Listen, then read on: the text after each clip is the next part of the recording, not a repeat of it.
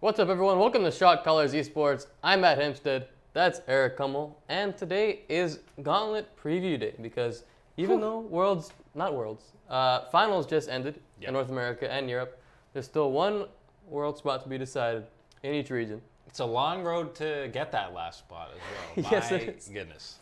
Yeah, you got to face, well, basically there's a game Friday, a game Saturday, a game Sunday, and if you're one of those lower teams, you got to win out. So it's a pretty big journey, but send us your questions, and we'll get to them once we get through everything we want to talk about. First off, before we get to all the Gauntlet stuff, breaking news out of the EU LCS, or at least a report that was released by ESPN, has a lot of big changes coming to Europe. And it kind of comes off the back of H2K going up to Riot and being like, hey, make some changes, or we're leaving, I guess, or something like that. We're done with League of Legends. And of course, there were 4 other teams who had applied for the NA franchising. So clearly, a lot of the EU teams putting a lot of pressure on Riot, and they decided to do something. Yeah, and that something is apparently going to like a Champions League style where there's a domestic league and then a greater league. So there's going to be 24 teams split up into 4 regions, which are London, Paris, Berlin, and Barcelona. How you go about choosing which region you're in, I don't fully know yet, but I guess the teams that have a spot get to decide based on where they're located. Yeah, I guess they get first dibs, the 10 teams already in the LCS. Maybe the challenger teams too. I mean, you've got to basically just implement the challenger teams, right? So yeah, basically. Just because, like, here's the main 2 issues I see with this format. 24 teams is a lot of teams. They were talking about going to 12, and I was kind of like that. There's already some pretty bad teams with 10 and 12. It'll be bad. 24, I mean, you're looking at least a couple, maybe half of every group is going to be bad. There's basically going to be 2 or 3 good teams in every group, and then the rest are going to be terrible. It's 120 players that have to be on a team, on a professional team, to be able to fill these 24 spots. I'm pretty sure that's more than an actual challenger ladder. Just bring everyone in from challenger, even masters. Bring them all in. There's going to have to be, which is pretty insane. So the way it works, 6 teams in each region, and then the top 2 automatically go on to the greater league, and then there's other ways to qualify with 16 teams in this greater league. And it's very confusing, but basically this article came out saying that there's going to be this massive change to this crazy system. I'm not sure how much of it is true or false, but it seems to be that the direction that EU is going in, which is pretty massive and drastic change. I mean, they did clearly need some kind of change, so I guess kudos to Riot for listening and doing something. And I think some of the people involved have said that this isn't a perfect system if this is what they're going for, and there's still ongoing talks with Riot. Maybe there'll be more changes going forward, and yeah, maybe we don't have all the details out there yet, but I mean, if only 2 teams are getting through from each group, I don't even know if there's going to be competition outside of those top 2. I feel like there's only going to be 2 good ones in each group. So, I mean, that might be pretty cut and dry. Oh, look, G2's in this group. They're going to get through. You're saying they're going to beat this newly formed team made of Masters and Diamond 2 players? I mean, NIP might be a top 4 team in their group, or a top Origin 3 might team. Be a top 4 team. Oh, man. And, I mean, maybe the import rules are going to completely change, and you're just going to have full Chinese, full Korean, full NA teams. Anyone out, if you couldn't get into NA franchising, maybe you just go into this league. I don't exactly know how that's going to work, but another one of the other issues is you already saw viewership definitely dip for the EU LCS this split. So if there's 4 different regions, I don't know if they're broadcasting them at similar times. And if they are, then that's definitely an issue. And if they're not, when it's still split up 4 ways, people are only going to watch the ones with the teams they care about. Yes. So I feel like the numbers are only going to go down for their viewers. Yeah, I agree, especially in these lower tier matches. It's not going to be very entertaining whatsoever. Well, it might be entertaining. In a Clown Fiesta kind of way. Yeah, I guess so. But you're not going to have the draw from those players that you want to see or anything like that. And also, I mean, EU has also kind of struggled with their talent pool in terms of actually like having broadcasters and showcasters. And now if you have 4 different broadcasting studios, I don't know where they're going to draw that talent from. So right now it's pretty much the Fishio and Quickshot hauling the entire cast with a couple other newer guys in there as well. But they definitely have some stuff to figure out before they get this off the ground. Yeah, I think with broadcast teams as well, they're probably going to be bringing people in from other regions just to fill all their different broadcast stations. But it's going to be very interesting. The EU and NA-LCS going to look very different next split. For sure. Let's get to the first topic here. 2 MVPs were announced, one for EU, obviously, one for North America. Europe, pretty expected. You've got Reckless, a guy who performed the entire split, whether he was doing his weird Kennen Tristana stuff early on in the split or actually playing Xayah and the meta stuff later on. He definitely had a great split. And then North America, you can debate it. We have in the past, but Many Bjergsen won. Yeah. Bjergsen won the trophy. So do you have any qualms with these 2 guys being named MVP? I mean, Reckless, it was pretty one-sided. I mean, he had a fantastic split. Fnatic had a amazing regular season. So, yeah, I mean, you just look at his numbers. There's pretty much, you could make some cases, but it's hard to argue against Reckless winning it. Sure. Bjergsen, NA, it was definitely closer. There was a couple candidates you could look at. We both thought Jensen was going to win. I felt like he was more valuable to his team because they would have been much worse without him. But, I mean, it's not like a calamity that Bjergsen won. Like, he's still well-deserving of the award. It is a little interesting that the player of the game votes had such a big implication on who won this. That's kind of something that's just decided by the Riot broadcast crew. So I'm not a big fan of that having any decision in it. No, I don't fully love that, but yeah, Bjergsen had 12 Player of the Game awards and Jensen had 8, so that definitely affected the votes. But it's flipped when it comes to actual first place votes. It was 12 for Jensen, and then 8 for Bjergsen, and then guys like Xmithy had 7 and Ole had 6. So it was pretty close for those first place votes. But yeah, Jensen did have the most first place votes, but ended up finishing second in the MVP. Like you said, I do think that he was more valuable to his team. Like if he's not on Cloud9, they probably don't even make the playoffs. It's close. It is close. And then for Bjergsen, if he's not on the team, I think TSM can still manage to get a spot just based on talent on the side lanes as well. But yeah, I'm not knocking Bjergsen at all. Obviously, he deserves it. It's like, I think, his 5th MVP award or something like that I read, which is insane. Yeah. But sometimes when you're voting, you're just like, oh, Bjergsen's amazing. Here you go. Instead of being like, wow, Jensen really had a standout split. Yeah, sometimes there is voters fatigue when he wins so many, but it's also, it kind of goes the other way where guys, you basically have to have an absolutely insane season to kind of take it away from Bjergsen. And I felt like Jensen had good enough a season to do that, but Bjergsen wins it. And I guess just how close the vote was all in all, even guys like Ole and Xmithy were pretty close. That's kind of just a testament to how competitive the regular season was in the NALCS this split. So that's good to see. Yeah, in the NALCS, as you said. Yes. EU it was pretty much all Fnatic votes. Yep. Reckless dominated. He got 18 first place votes out of 37, which is pretty good. That's not even 50%. So. You're right. But yeah, 6 first place votes went to players that weren't on Fnatic. Everything else was on Fnatic, which is, that just tells you how good of a split they had, even though they lost in the playoffs. But again, they have a chance in Gauntlet to move on to World, so we'll see how they do there. Yeah, but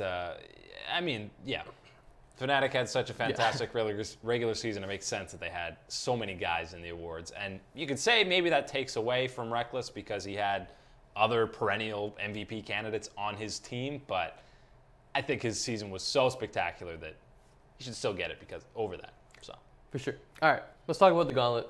We're going to start with Splyce because they are the lowest seed going into this tournament. They have to go the longest distance as well as H2K because they also drew that first matchup. But for Splyce, that's a team that very impressive series against G2. Not many people thought they had a chance whatsoever in that series, but they ended up going all the way to Game 5, had some very bright moments, and we spoke to Trashy about what he thought his team had a chance of doing in the Gauntlet. I'm going to be honest with you, it's probably going to be really hard. Playing against all teams on paper should be, all of the teams in theory should be better than us. But the main thing we have going for us is that I think the other teams are so mentally pressured because both Fnatic, UO, and H2K set themselves, during the season, it was pretty clear that for them, they were leading up to getting to Worlds, but now Misfits kind of took a spot away from them. So I think they have a lot of pressure on their shoulders where we are just going into the Gauntlet with a fresh mindset and just gonna play our best and see how far that goes. So I think we definitely have like the mental edge in the gauntlet. And for me personally, I think it's just gonna be a lot of fun. Like you don't doing the split, you don't get to play a lot of high pressure games, and these high pressure games for me are some of the most exciting games you can play League of Legends in. So I'm just excited to play and see how far we will go. We all dream of going to a World, so I think we will show great things in the gauntlet. So he knows it's a tough road. Obviously, you got to win against H2K, the Unicorns, and Fnatic. 3 teams that people thought were already going to be probably 2 of the 3 world spots, but then Misfits comes in and kind of takes one of those away. And now these 3 teams have huge pressure on their shoulders to actually perform and make it to Worlds, whereas Splyce is kind of this underdog, which is just trying to play upset. Yeah, which sometimes can be an advantage in this type of situation. But, I mean, the journey for this final spot at Worlds doesn't even end after this gauntlet. Then the 3rd seeds, NA and EU, both have to go through this crazy play-in that's almost like a mini Worlds tournament in itself. So not getting one of these top 2 seeds, it is a pretty insane journey for these guys. But, yeah, I think Splyce, you've got to have a bit more confidence in them, more so than H2K, I think. I know H2K did take Fnatic to 5 games in that 3rd place match, but I feel like you got to still be a little more confident in Splyce because, yeah, they did put up such a good fight against G2, and then after that, G2 just swept back-to-back series to take home another EU LCS crown. So Splyce put up the best fight against them, and in these 5-game sets, H2K can just be a pretty volatile team. So yeah, they can. I thought because even when they were playing G2, they were still the underdogs, even though they were the higher seed. So I thought maybe that would help them out, but it didn't. They got 3-0'd, didn't look great, and I don't know what to think about them, really. So yeah, I'm not too sure. Let's tackle this Splyce versus H2K series. It's the first one. Obviously, winner moves on to face the Unicorns of Love, which is pretty interesting. But I really like Splyce's chemistry, and you've seen them for 2 years now, pretty much the entire roster. Whether they're performing well or poorly, they seem to be on the same page when they're actually on the Rift, and I think that's a big edge over H2K, where sometimes you can see the rest of the team and the bot lane being on 2 separate pages. Especially this bot lane is definitely the weak link, and you saw it against Fnatic from time to time.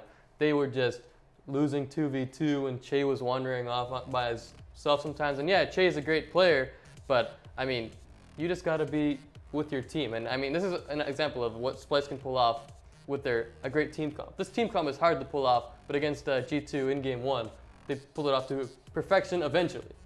Yeah, I mean, they've shown that they definitely have some of the best synergy, and that is because, yeah, they're one of the few EU teams, even NA teams as well, just Western teams in general, to keep the exact same roster for so long. So, of course, they've got great chemistry about them. And I think they really showed that they excel in these team fights. And they've also been okay laning-wise. I think Senkux and Wonder have shown that they can, when they're on lane-dominant champions, they can dominate lane with those champions. Yeah. And I think, yeah, their bot lane it's not going to take over a game by themselves per se, but I think they're more consistent than the H2K one in terms of they're probably not going to die 2v2 without some jungler presence. So I think they're a little more consistent there, and I think, yeah, just overall the team play of Splyce will be a little bit better in a 5-game set. Yeah, and H2K pressure on? Not necessarily good. Not what you want. Splyce won the Gauntlet last year against the Unicorns in 2016 in that final, so they've shown they can do it. It wasn't starting in the first round, but in the high-pressure situation, they've kind of shown that they can perform, whereas H2K, not so much. So. Yeah, even if, especially with the condensed schedule in this Gauntlet, I don't think H2K is going to be a team that will be doing too well with 3 back-to-back best-of-5s in a span of 72 hours. So I like Splyce in that opening series here. Me too. So we'll kick H2K out. Who's your favorite to win this EU Gauntlet? Oh, sorry, did I say kick Splyce out? No, you said I did it right. H2K. Okay, You're yeah. good. H2K is gone. They're gone. That leaves Splyce, Unicorns, Fnatic. Who's your favorite of that 3? I mean, it's definitely got to be Fnatic. They looked more like the regular season selves against H2K in that 3rd place match. I feel like they just really looked off against Misfits, and you saw against H2K again. Reckless was fantastic. Yeah, this reckless play is disgusting. Yeah, I mean, just so aggressive there, and he knows when to be aggressive like that. You saw it in Game 4 as well, I believe, during that Sivir game, when he was the sole damage for Fnatic in that match. He positions so well and knows when to pop in, when to pop out. He's done that the whole split. That's why he's the MVP. But I think they just got back to themselves against H2K. I don't know what went wrong with them against Fnatic, or Misfits, excuse me. They just didn't prepare properly. I'm not so sure. A lot of it too was SOAS getting camped. But one thing that Fnatic did against H2K was they responded to it. And you see caps roaming up in kind of preparation of SOAS getting ganked time after time. So you kind of know what teams are going to do. Try to tilt SOAS out the face of the earth, which is a good strategy. It can work. But if you can react to it and kind of prepare for countering those top lane ganks, and maybe you can turn it around. But yeah, Fnatic has to win one, so they're probably the safe bet here, especially after a decent performance against H2K. And Reckless, I mean, if he's your AD carry, the sky's the limit for your team.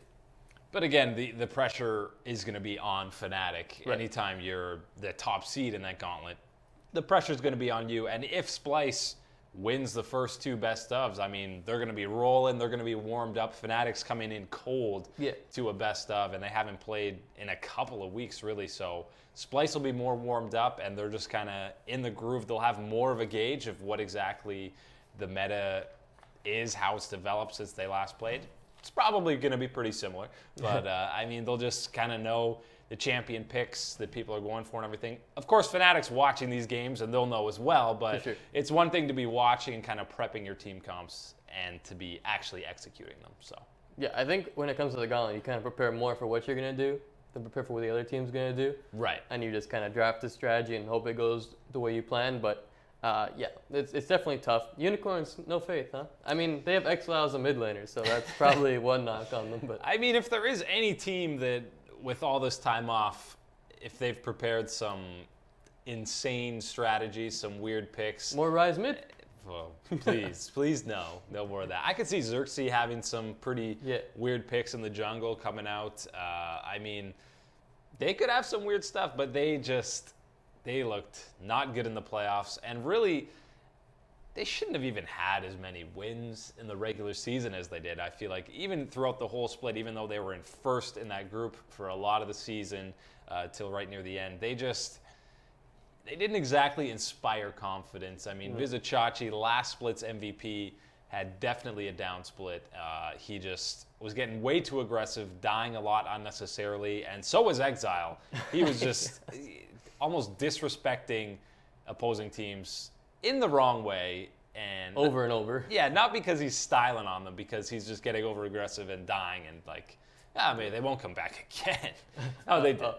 I mean, their saving grace has been Samix. That whole split. I mean, he deservedly got some MVP votes, and he's been their best player for sure. But no, I don't have a lot of faith in UOL. Yeah, I don't know either. I see a Splyce Fnatic finals with maybe a Game 5 in the future, but ooh, sounds spicy. It does. I'd be very interested in that. But yeah, that starts off with Splyce H2K on Friday at 11, I believe, at least our time. Before we get to North America, let's touch on this play-in stage you kind of mentioned earlier, because yeah, if you win this gauntlet, doesn't mean you're in the full Worlds group stage. No, it's just beginning. Yeah, you got to go in with all these other wild card teams. So all those people being like NA and EU are wild card teams. They kind of are in this situation, at least if you're the number 3 seed. But they're also joining teams like World Elite and Gambit Gaming, who has a Diamond Prox as a jungler. These are teams that, I mean, they're not making a ton of noise, but Gambit dominated their region for a while. World Elite is definitely no slouch coming out of China. So definitely teams to look out for. And if you're in this kind of play-in, you're not guaranteed to move on. I mean, 4 teams actually advance out of 12 in this play-in. But yeah, if there's teams like the NA Gauntlet winner, the EU Gauntlet winner, World Elite, Misfits, not Misfits, sorry, World, Fnatic. What am I doing? No, Gambit, there it is, kind of similar, EU stuff, you know, it gets confusing. But there's a lot of good teams in there, so someone's going to get left out of the pop. Yeah, I mean, like I mentioned, it's basically a whole mini Worlds tournament. Like there's going to be a round robin stage, and then you're playing the top teams out of there go to a best of, and you're playing one best of 5. Winner of that you're going to Worlds. Right. You're finally in Yes. the main draw for Worlds. But yeah, I mean, basically those 4 teams you just mentioned there, World Elite, the NA EU team, and maybe this new Gambit squad.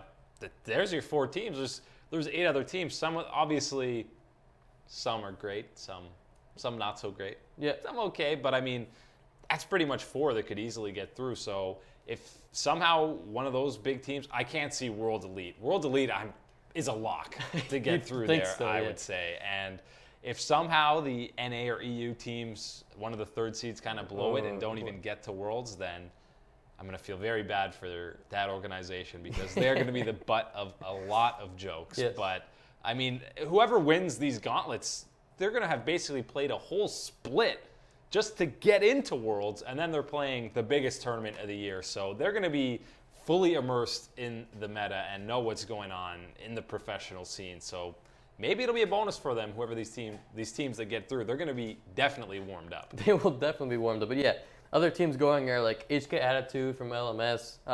Fenerbahce's gotten some hype out of the TCL. So teams that have come first in their region definitely could pull off an upset. We've seen it before. TSM almost lost to the Marines several times. The old reverse sweep. Hey, good stuff. Yeah. So we'll have to see, but also kind of depends on who that 3rd seed is coming out of EU and NA. So let's get into the NA LCS Gauntlet. And it starts with one of my favorite teams to watch.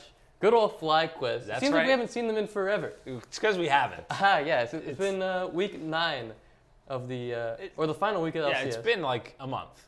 Yeah, where they beat Phoenix 1-0 in the either promotion tournament or gauntlet match, and they won that 2-0 pretty convincingly. But Phoenix 1 was the lowest ranked team in North America, so it doesn't really say much. But we kind of got footage of what FlyQuest was doing during their off season. It's been a long off season from their YouTube channel, and it's Balls doing some home workout videos for you guys. Some good push-up form there, which is good to know. Here he comes with some other push-up material. Yeah, I mean, you got to stay in shape mentally and physically heading into something like the Gauntlet. And look at that. For being so small, that guy is insanely jacked, by the way. I remember when these old memes started of him just flexing after matches, and all the female fans would flock. That was quite an alliteration. It was. Over to him. Look at those chin-ups. That's great form. Here's my favorite part of the video coming up in a second. Great smile there. And then Balls just standing awkwardly. Uh-oh. Whoa. We got some thugs Look at that coming slow in. motion. Oh boy. Wow. Think card with the death threats. That's a fine. That is a fine. Yeah. So yeah, they've been keeping busy. Realistically, they have been doing a lot of scrims and practicing for this, but it just seems it's been like a month or over a month since we've actually seen them on an LCS stage of pro competition. Yeah, they released a video on their YouTube channel. They have kind of a series that follows them that was a week or 2 after the final week where it went over them, the last 2 matches, the regular split. And yeah, they were basically like, yeah, we're going to scrim the next couple weeks, and then we'll wait for the CLG Envy game. If CLG wins, we're in the Gauntlet, so we'll keep practicing. Yeah. So I would hope that they're still practicing. But what we've got to remember is their miracle run has already started because they had to 2-0 that last week. There it is. To avoid not only promotion, but get into the Gauntlet. And they did that against Liquid and P1. So, Doesn't again, matter. not that impressive. But it was do or die for them. So their run has already begun. Much like the Cloud9 version a couple years ago, they had to win some last games in the regular season to start their miracle run. So, And then they went reverse sweep against Gravity, reverse sweep against Impulse, and then a 3-1 over Liquid. And then 3-0. Right. First week of Worlds. And then 0-3 after that. What a run it was, though. That was one of the best memories, though, watching that C9 team. They looked finished. Yeah. Go from dead to Worlds. And then have a great start. Just dragged them, resurrected them, not even playing his main role. But it's hard. It's hard to see another run like that happening. So right, it's hard to see a run, but can they beat the first team up in Dignitas, who they looked? I thought they were gonna possibly win the Gauntlet, and then this 3rd place match, they laid an absolute egg against CLG. You got turned off a bit by the 3-0? I did. I definitely did. It was not a good performance. Yeah, I think, again, we kind of touched on this earlier in the week. it really just took away confidence from Dignitas more so than giving some to CLG. Because if you get 3-0 by CLG on how inconsistent they've been, yeah, that's kind of alarming. And I think the stuff that was kind of working for Dignitas in the regular season and against C9, other teams have just kind of caught on to. They really like to focus on that top lane, get someday ahead. And against FlyQuest, I could definitely see them just being like, oh, sorry, balls.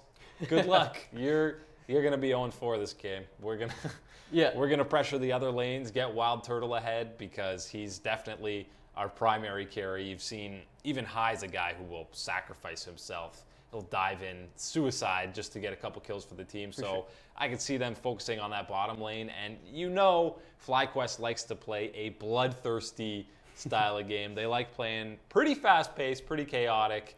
They're either going to somehow just snowball and slaughter you, or they're going to get destroyed. So maybe Dignitas isn't going to be ready for that. But with all this time off, FlyQuest has got to have some cheese up their sleeve. There's definitely some cheese. But hopefully it's not like the Mordekaiser Maokai bot lane kind of maybe cheese, because that's pretty abysmal. But yeah, you alluded to one of the key matchups. And there are definitely some mismatches in these lanes. Yes. Someday and Balls is definitely the primary one, I would say, because, I mean, the KDA of 2.1 isn't exactly exciting, but if you look at the CSD, he kind of holds his own. Yeah, now that means even. Doesn't mean he has zero. He has no CS at 10 minutes. 0 CS at 10. Differential, not 0 CS. That'd be pretty impressive. Yeah, Negative 0.4 would also be pretty impressive. That would be, he's denying, But yeah, Balls likes to die as well, tied with Seraph, who is also a notorious... Dyer. Yeah, that's the term. Thank you for that. But yeah, some days definitely shown time and time again that he can carry a team and has great teleport synergy. And for FlyQuest to have any chance, Balls has to be able to keep up with what Someday is doing across the map, which I don't see it, frankly. But with FlyQuest, you never know because they've got the cheesy stuff. Moon can play pretty much anything out of the jungle. Maybe we'll see that Evelyn again. Oh, I hope so. Who knows? But I mean, Ezreal jungle getting that's getting bizarre. A little too popular. Stay out of solo queue. That sounds like a FlyQuest thing to pull up. Yeah, and I think I would expect Balls to try and get Maokai 5 games in a row or as many games as he can, especially when, I mean, playing against someone like Someday, and if he's going to get camped by Shrimp, get on the Maokai. That's a champion. He probably has hundreds of professional games on by now in his career, and it's a guy you get behind. Oh well, eventually come team fights, you're going to be tanky enough to do something. So he's going to be on these tanky champions, and he kind of has the whole split where even if he's dying, it's not as big a deal. It's not ideal, but I mean, it's not as big a deal. I think FlyQuest is going to focus the retention in other spots because top lane might just be a lost cause. It very well might be, but maybe we'll see a little bit of Balls throwback to Rumble. That is a champion that he does play. He plays it. Plays it pretty well. Differing degrees of success, we'll say. But yeah, I mean, if you're a Dignitas, watch for the cheese, watch for the early aggression, and you should be okay. But let's jump to the CLG Dignitas here. So I want to touch on that third place match quickly because that's probably the second Gauntlet match. Maybe FlyQuest can do something crazy. I believe in FlyQuest. You're going to take FlyQuest against Dignitas. I believe in them. You just look at that team atmosphere. Even though they 6-12 in the regular season, that's not that great. 33%. The morale is up in that team. It's not. They seem like they're pretty good friends. They definitely have that feeling that there is nothing to lose for them in this gauntlet. I mean, there is zero pressure on this team. If they win game 1, people are going to be like, oh wow, they won a game. But I believe in them. They won't win game 1.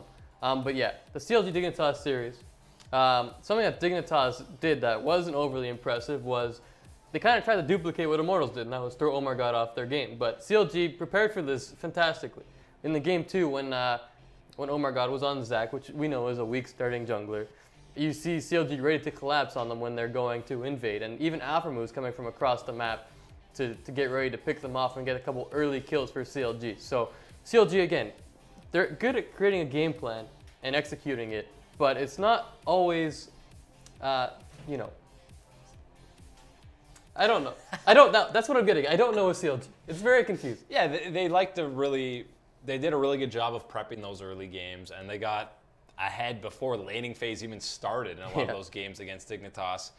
But I mean, that's not something they're really going to be able to do in the Gauntlet. No. You're going to have 12 hours to prepare for a team, if that, because you're not going to know who you're going to play. There's no point in preparing for both.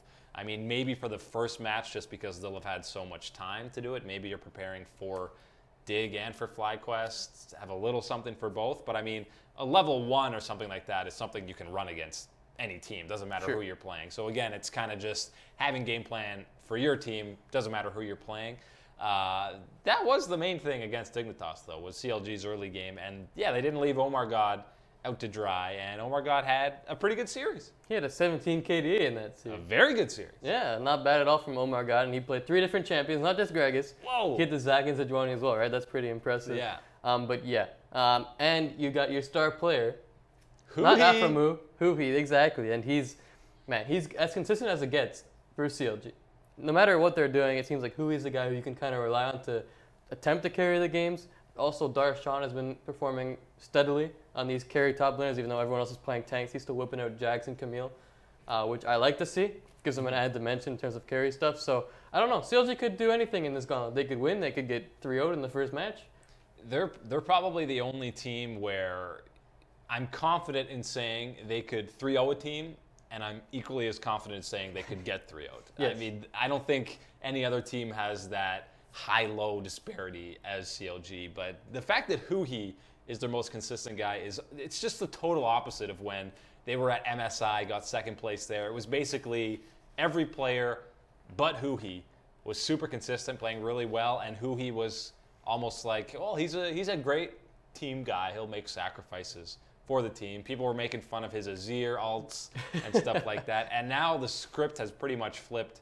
He's the most consistent guy. With other guys have been consistent. Darshan and Stixxay have been pretty solid for them, but he's the most consistent guy. Yeah. He's their MVP. I mean, his champion pool is immense. He's got these weird champions like Vel'Koz and Aurelion Sol who draw bans consistently, but the important thing is he can also play these meta champions. So he must be an amazing luxury for Coach Zix to have in pick ban.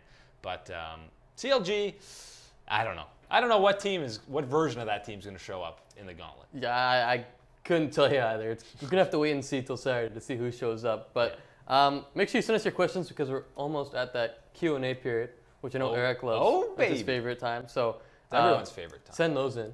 And before we get to that, your NA favorite. Who do you think is going to take home this gauntlet? Sure, Cloud9's got that final spot. They only need to win one best of 5. But against Dignitas, they did not look fantastic in that quarterfinal matchup. They were outed pretty handily. And, I mean, the weakness in that series, we called them out back then. Yeah. It was that bottom lane of Sneaky and Smoothie. They were getting beat up by Altec and Adrian, and it wasn't overly pretty. No, and they kind of showed not the whole, but a lot of the second half of the regular season, those inconsistencies that they had. You just can't be losing in 2v2 matchups. I mean, I don't think they will in the gauntlet. I would like to think they got things back on track. And C9 is probably the favorite, especially since Dignitas got 3-0'd by CLG. I mean, people were riding pretty high on them, and then it got pretty shut down. But I'm going to give a kind of cheap answer. If CLG plays to their abilities, that's pretty cheap, yeah. I think they're the favorite. But I don't think there's a great chance of them doing that throughout the whole gauntlet. So I think C9 is the favorite. I mean, he didn't get MVP, but he's an MVP. He had an MVP caliber season in Jensen. So I think that C9, they had some issues that they had to fix, and they've had a lot of time to fix it. More consistency out of that bot lane being the main one. Maybe they're going to put contracts on some more carry-type junglers just to kind of take a bit of the pressure off of Jensen when that bot lane is struggling. So we'll see, but I do like C9. Yeah, it's hard to go against C9, but I do like CLG. And you kind of answered my next question, which is who do you think the team with the highest ceiling is? After they, say they win the gauntlet, which team can do the best and go the furthest at Worlds amongst these 4 teams? And FlyQuest is not going to be your answer. I think Dignitas won't be, but I think that CLG, when they're at their best, can take down a lot of high-quality teams. The problem is they're rarely at their top 4.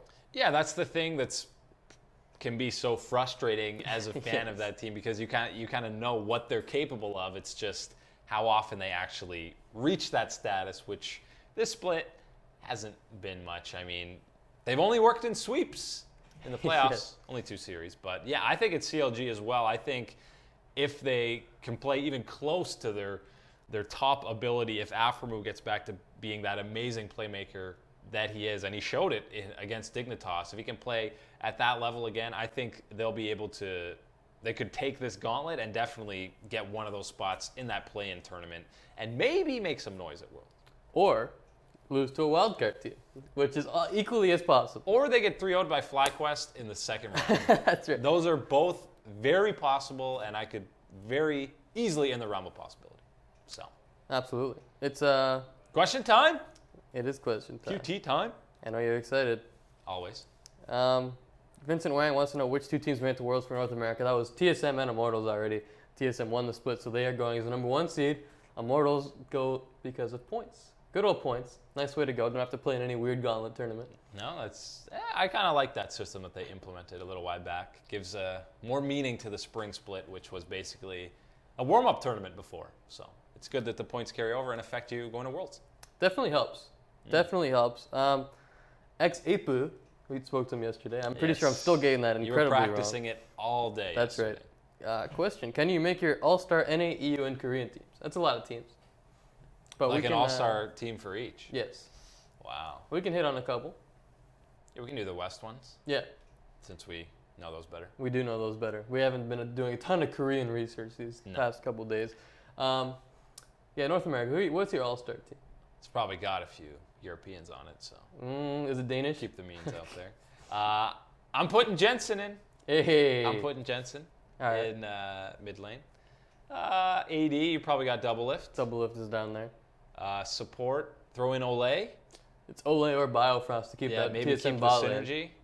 Now, can you only have 2 per team? Sure, we'll say that. Okay, then we'll throw the TSM bottom lane. Yeah. Someday in the top there. Someday, top lane. And the jungler would be... This is the top. Smithy. I guess, yeah, it would be Smithy. Yeah. Throw Smithy in there. That's Good a pretty call. good team. That's a good team. I think that's a pretty solid organization. I don't think it's an organization. No, it's not. It's Well, an all-star organization. Let's hit Europe. Fnatic. No. Yeah. Reckless. Reckless. Febby. Oh, do you put Reckless? I don't know. Sven's pretty good. He is pretty good. Sven's It's pretty close. Sub roster Sub of Reckless and Sven. Looks good. I would want Perks. Perks has been popping off lately. I would want Perks for sure. Yeah, he beat up Fevin. That's Yeah. fair. So you throw Perks. We'll keep Reckless. Throw Yeah, Reckless in sure. there. Support. Who goes with Reckless? Gotta be Mithy. Got to be Mithy. Yeah, I would throw Mithy in. Then it feels bad that you're splitting Yeah, up that G2 That's lane. true. But then you can't have the 3 G2 guys. That's true. So is it Perks or Sven?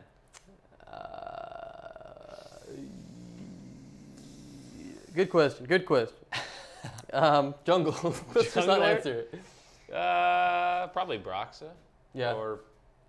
Or yeah, I don't trust them. Yankos. I But don't he's trust on and off. He's Yankos, hit or miss. I'd keep Broxa, and then top. Can't use Soaz. You already got 2 Fnatic guys. Yeah, it's pretty loaded. It's gotta be someone else. Otawamne? You trust Trashy anymore? No. Oh, okay. Might throw Otawamne. That might be okay. Yeah, that might be alright. Or Wonder can play Gnar every game. I feel like EU, you're better off just taking G2 or Fnatic as your That's all-star. that seems Pick like one a of good them. choice. That's a good all-star team. Yeah, it is. It's not bad. Barbosa wants to know: do you guys think any third seed team from Europe, China, NA, LMS may choke in the play stage and not get to groups? I think that is definitely possible. I feel it coming. I think it's probably more likely for one of the EU or NA teams, I think. I mean, there's a lot of games they got to play to get into that stage. So maybe there's time to kind of correct things, get back on track. I cannot see World Elite not getting out of there.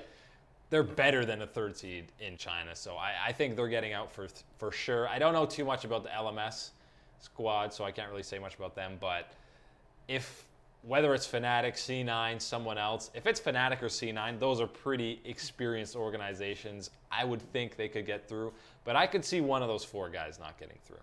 Yeah, There's some good teams. I mean, Gambit's a team that I'm looking at to make noise in there as well. So, Yeah. I mean, if you say there's these 5 top teams, the EU, NA, China, LMS, and then Gambit, only one of them is not going to make it, and that's going to be pretty tragic for that team. But I think the LMS team is going to be the team that gets kind of lost out in the woods, if that makes any sense. I'm not sure it does, but yeah, they might get lost in the woods. Yeah. In NLS, I'm pretty sure that it goes like Flash Wolves, HQ, and then there's a big drop off to where. And then there's whatever other team. HK Attitude is sitting. Flash Wolves has dominated that region for a pretty long time now. So. Yeah, exactly. So, but yeah, I mean, you never know. We've seen wildcards be able to pull some crazy things before, whether your name is Kaboom Esports or Albus Knox. You've made noise at the world stage already. This is below the world stage. This is the world's juniors. Yeah, but so it's not as hyped up though. Yeah, but it'll still be tragic if Cloud9 or something loses. I mean, just the wildcard team games are some of the most exciting at Worlds every year. Even when they seem to sometimes get out to an early lead. Sometimes they have crazy wins. Sometimes they get out of groups. So once. Sometimes. That's sometimes. It is sometimes. It's amazing. It is amazing. So I'm actually kind of excited for that tournament, or at least some of the games. But yeah, there's going to be some drama. Lyra Saran wants to know, can Wild Turtle carry FlyQuest to Worlds? Wild Turtle could be the one to maybe carry, or he could also cost them the trip to Worlds.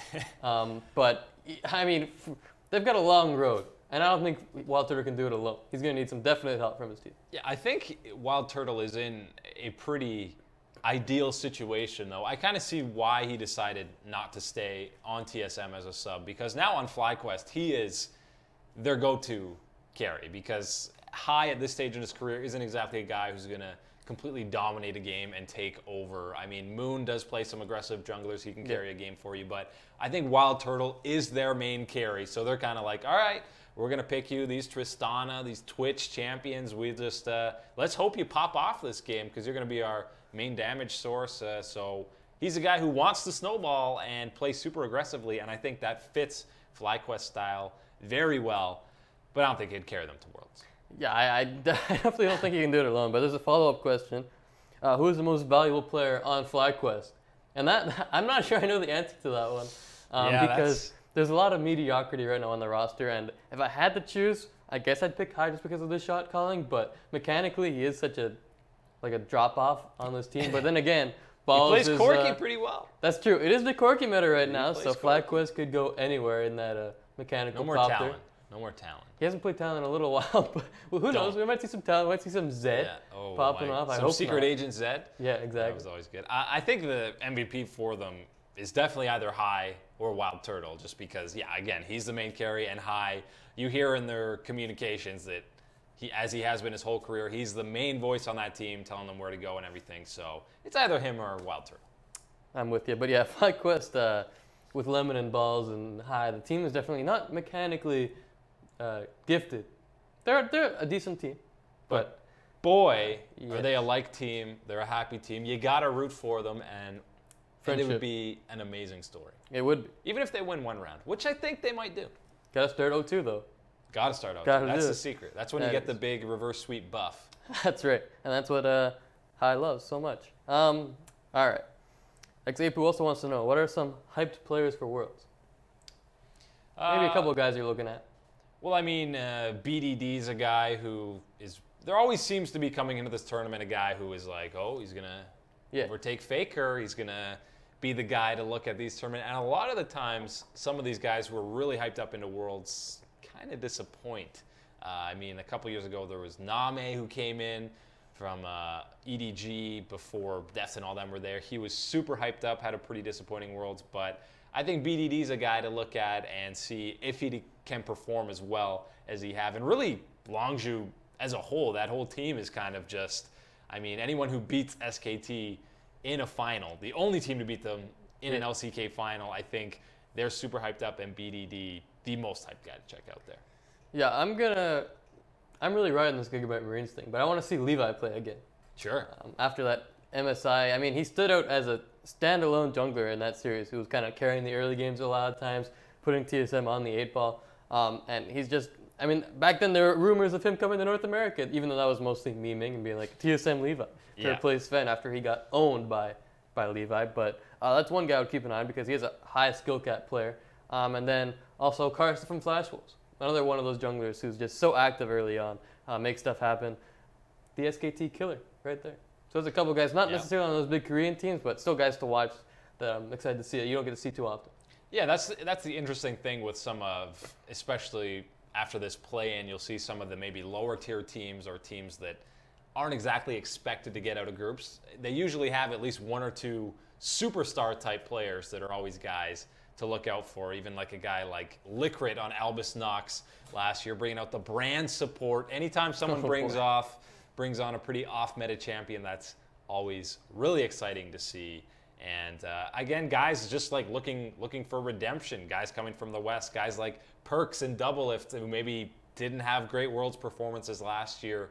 You know they're looking at redeeming themselves, so we'll see what they're able to do as the top seeds from the region. For sure. So. Keep those questions coming, and we'll keep answering them. So we got time. We're here all day, and by all day I mean for another 20 minutes or so. Yeah, but that's fine. Puski wants to know, both C9 and Immortals had 90 points. What was the tiebreak rule? The rule is whoever gets more points in the summer, if there's a tiebreak, moves on, gets priority. So Immortals got more because they made it to the finals. C9 eliminated in the quarters. See it. Spring split does still hold implications. It does. But not as much as summer. Summer gets priority. Is the trump card. That's right. And yeah, there you go. Sucks to be you, Cloud9. Yeah, you picked the wrong split. All you had to do was win one best of. Couldn't do it. Well, that's too bad. Ivan Neshkov wants to know, what are the chances of C9 removing Sneaky from the team? Ooh. Goodbye, Sneaky. I mean, it's pretty possible. It's so impossible to gauge what the landscape of really either LCS league will be next split. Yeah. Obviously, they're not touching it this year. That would be absolutely insane. Right now, for Gauntlet. Yeah, he's gone. For Gauntlet, he's gone. But yeah, I could see, I think that and top lane is probably the most movable parts for them. I feel like Smoothie, Jensen, and Contracts, those are pretty great key pieces to keep on that team. So I think Sneaky and that top lane duo of Impact and Ray are the most movable pieces on C9. Yeah, I think Sneaky's still a pretty good AD carry, but for me it comes down to kind of his decision, what he wants to do in his future, because he's been around the scene for quite a while now. It's the longest tenured guy on the same team. That's right. So he's also got a huge streaming fan base. Maybe he decides to pursue that like Doublelift did for a split. So that might be one of the reasons why Sneaky ends up not sticking with Cloud9 or just a change of flavor. But yeah, I mean, it's probably like 50-50 that he moves on. Yeah, the main thing is if you're going to be moving on from him, who are you getting? Like, it's got to be an upgrade over him. And yeah, there's not that many guys that would be an upgrade over him. Some are maybe debatable, like Altec.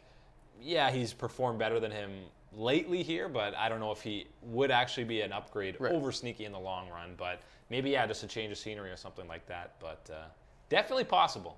Yeah, who knows what's going to happen to with the NA/LCS franchising, what teams make it, some free agents, guys to pick from. But it is nice not taking up an import slot as well. So. It is. Tai Vu asks, what are chances of SKT winning Worlds when they lost to Longji? Give me a percentage. Give me a number. I mean, it's still got to be above 50, right? I mean, is it still 100%? It's definitely not 100, but I don't think anyone would be surprised if they went on another impressive run and won Worlds again. I think, I don't know, maybe it's hard to say for just one team winning Worlds. 51. 51%. So they're your favorite to win? Yeah.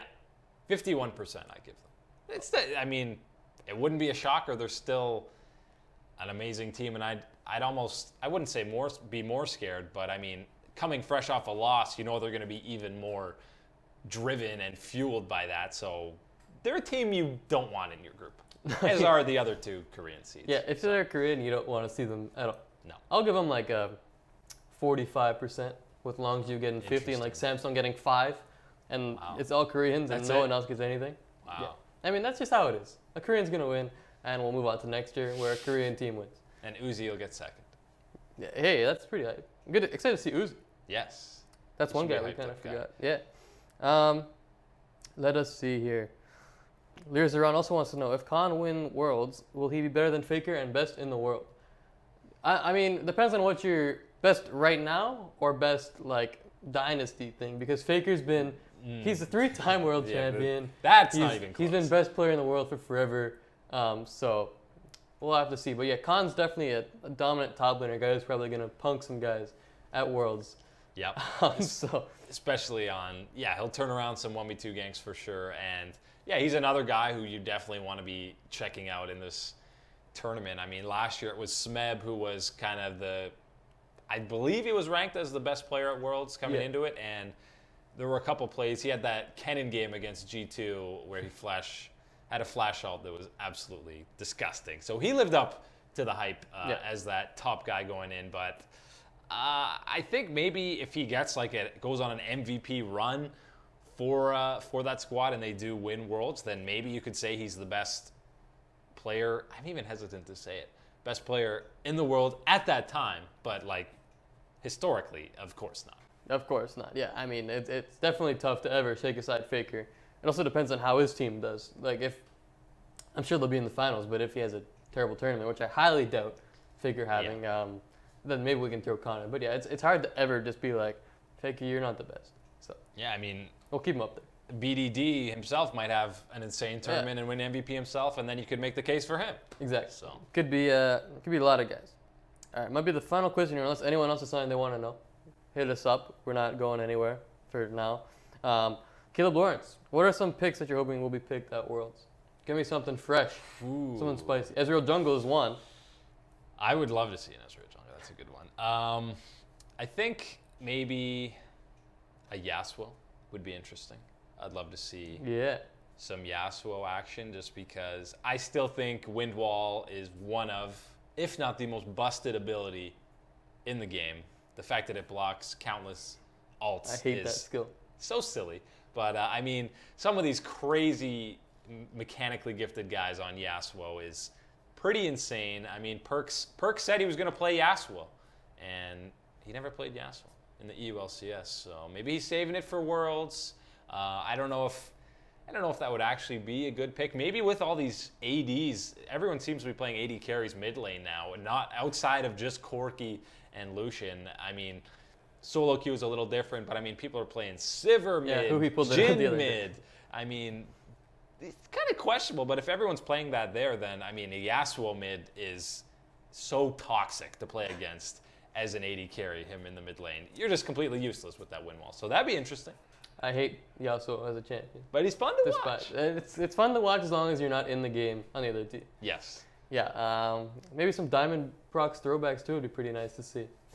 Evelyn coming out from him. Nasus Jungle. Oh, that's pretty old school. That would might be a little questionable. It might be, but hey, that's what he's known for. Come on. Yeah, seeing him play that's professionally. Exciting. Yeah. I mean, can't say I watch that league very much. So yeah, seeing him, I hope that they get through just to see that nostalgia of 2/5 of the old Gambit with Edward on that team as well. Yeah, it's Gambit with some Albus Nox thrown in. They got Kira in the mid and Steos moved to top lane. Yeah, he switched to top. Yeah, so it's a pretty cool team. Interesting. No Liquor, come on, man. No, we played them in the finals though. Yeah. Had a Blitzcrank backdoor as something you'd only see in a solo queue. Yeah, it was weird. Kira played some Ziggs though, in the mid. Haven't seen that in a while. I do love Ziggs. It's not that exciting to watch because it's impossible to siege against, so I don't want to see Ziggs at Worlds. No, none of that. No, thank you. Caleb Lawrence, what are some picks you're hoping will be picked at Worlds? I just asked that, so we're going to ask another question. Good stuff from me. Larasaran wants to know, why did Biofrost outperform Ole in the NALCS finals? I mean, Biofrost is he's not really that rookie kid anymore. He's pretty experienced. Yeah. I mean, all he's done is win since he came on that TSM squad. And I think he just doesn't feel that pressure anymore. I feel like the pressure got to Ole a bit, and he seemed a little hesitant to be as aggressive as he usually is to make those engages, those key roams for his team. He seemed like he almost didn't want to throw away a game for Immortals, so just a little too hesitant, and Biofrost was the total opposite. He was just totally confident in himself and his team's ability to make those plays, specifically on Rakan, and I think that was the key. It was basically just that champion and Immortals not taking it away from Biofrost enough when he seemed so unbelievably comfortable on it. Yeah, that Rakan pick turned around so many fights for TSM, and his engages were just on point. He was making plays, and Ole, like you said, was on the back foot, seemed nervous, and that's, I guess, what happened. But because Ole was not his true self out there. I think he'll be he'll be better at Worlds because now that he's kind of had that experience on a big stage, I think you'll see more of the regular season and the earlier on playoff Ole. I'm with you. Dylan Costello, what teams do you think will be in the NALCS next year? A little franchising question. TSM, bold. Yeah, but I feel like the 4 biggest orgs, TSM, CLG, C9, probably Liquid. I mean, they got their whole new little setup, their whole, I don't even know what to call it, base, Team Liquid headquarters. So it looks like they got that Disney money. They'll be able to stay. Dignitas probably sticking around. Dignitas probably. Their They've 76ers got some sponsors. big investors. Let's see who won't. I feel like FlyQuest. Yeah, it seems unlikely. Probably not. P1. Don't know. Probably not. I think Echo Fox has enough. I think so too. That they'll stick around. So I think out of the 10, there's probably only maybe Envy. I don't know about Envy. Envy's pretty big. They just haven't had a ton of success in League. Yeah, I guess they're pretty big in other esports. I feel like only P1 and FlyQuest. Yeah, it depends on what other offers they can have coming in too. So we don't know. Because they're already somewhat established, they could just have an outside investor come in and completely rebrand them. So I think it's more in the realm of possibility for these teams to stay in than we initially thought. Yeah, I'm with you. Pro player, what do you think about the new EU format? It's weird. It's odd. It's a stretch. It's going to take time to be good because I don't think you can pick out 120 great EU players right now and put them onto pro rosters. I mean, you're going to be seeing a lot of young talent that maybe usually wouldn't get a chance to go directly into the LCS. You're going to see a lot of 17-year-old kids get thrown on stage and be like, go, do stuff, kill people in the game. They're not assassins. That's it. So, yeah, I'm a little hesitant to... I want to wait till we get more information about it. But, yeah, I mean, the main issues for me are still just, lack of talent pool because there's so many teams. And I don't know how bad the viewership's going to be for them. But, I mean, maybe people will like it because it is kind of like a soccer format. And maybe the lack of disparity between the top and bottom, maybe that's something people will get used to. They'll just kind of root for the top teams in each group, and the other ones will be an afterthought. Who knows? But I'm glad they're making a change for sure. Change is good, but if you thought the disparity in the ELCS was bad this year, it's going to be real bad. It's going to be 10 times worse. That's right. So that's pretty exciting. My voice is going away. It's back. Here we go. Slaya Alberta wants to know, what's the best wildcard team and why? I don't know if you know it. I haven't been watching a ton of wildcard teams, but I know the Marines are already qualified for the actual Worlds, and then I guess you can call Gambit a wildcard. I guess if you're not one of the main 5 regions, you're a wildcard team. But. Yeah. I mean, in that sense, then, the Gigabyte Marines are probably the team to look for. Just because, I think Levi is not only a great jungler in his region, but probably a world-class jungler, and I think he'll be able to compete with some of the best in the world. So, I agree. Probably the best. But are the 3rd seed EU and A, are they wildcards? It's hard to say now. Yeah, do you count everyone in this play in a wildcard? They're all wildcards. I don't know. World Elite's a wildcard. Yeah. Man, that team is just not good enough. Caleb Lawrence, what are the chances of Dig Baron throwing in the gauntlet? Oh, they've killed that meme. I thought it was dead, but it's never dead. They've killed With internet, memes are never dead. I think that's been one of their strengths, actually, the majority of the split. But, I mean, that's kind of the go-to with not just Dig, but a lot of teams. When they don't really know how to close out games, they build up a lead, and they're like, okay, let's Baron. No one died. We don't really have any big advantage, but let's Baron, and it's when the throws begin. So there's definitely a chance for it, but this isn't the Dig of old where that happened almost every second game. So that's right. It's the Dig where you just lose with a level 1 strat against CLG. Yeah. There you lose before Baron even spawns. Smart move. Smart move. We'll hit a couple more before we get out of here, Eric. Slaya wants to know what the ELCS format was again. I'll hit it quickly. It's now expanding to like a 4-region thing with 6 teams in each. So there's going to be 24 teams in the ELCS, and then of those, 16 move on to like a greater league, I think it was called in the article, which actually has chance of going to Worlds. So It's pretty complicated. If you hit up Reddit, like one of the top 2 posts breaks it down pretty clearly. So make sure you check that out. 2.5 times as many teams, basically. Yes. Which is it's a lot of players. Quite the expansion. That's right. All right, here we go. Some people, Andrew Shabandari. Good job. Thank you. I think I got it. Pretty well. Thinks that C9 is going to win and he'll get a tattoo if they do. I don't think you have to worry about that. No, you have to. It's recorded now. You yeah, have but to I'm just saying, I don't think it's very unlikely to happen. Maybe he just man. Maybe he just wants the tattoo, you know? Maybe. Yeah, he also thinks he's the best mid laner in the world. Hi? No, himself. Oh, himself. I agree. Yeah, that's true. We've seen you play in solo queue. We were there last. We spectated a few games. That's right. Pretty good. Final question. Here it is. Caleb Lawrence. I've heard they're going to do another rework for LeBlanc. What are your thoughts on that? I haven't heard that explicitly, but she's getting a lot of attention. I don't really like the new LeBlanc, to be honest. You know, I played her in an ARAM the other day. Did you? And I just kind of was still spamming my buttons. I wasn't, waiting for the extra burst. I was just mashing them all, and I was like, this champion does no damage. Yeah. It's I liked the older one. It was more simple. Maybe because I have a small brain. Bring back old LeBlanc. Bring back DFG, of course. Yeah, the on-release LeBlanc was one of the dumbest release champions in the history of the game. Bring that back. That was really fun. It was fun. All right, final question. He wants to know. Slaya wants to know, what are our ranks? Expose ourselves. In your prime, when you played a lot, what was your rank, Eric? I got to Diamond when I played a lot. Diamond what? 1. Look at him. That was before, What season? Like season 4? Season 5? Yeah, I think it was season 4. Now no, not up there. You're old, man. Yeah. Lost the touch, Yeah. I'm Plat 5 right now. Yeah. I think I peaked at Plat 4 a couple years back, but now I'm chilling in Gold 1. Feels bad, man. So we're not. It's your team though. We're not Bronze 5. That's all you need to know. Yeah, Bronze 4. Exactly. In Flex Queue. All right. I got nothing. That was an important final question. It was. Now people need to know where the information's coming from. And now they know that it's not good. Hey, Rivington is silver, all right? So that's true. Don't trust him. Yeah. Trust us. Yeah. Basically, is what we're saying. Although Freak is diamond, high diamond. So.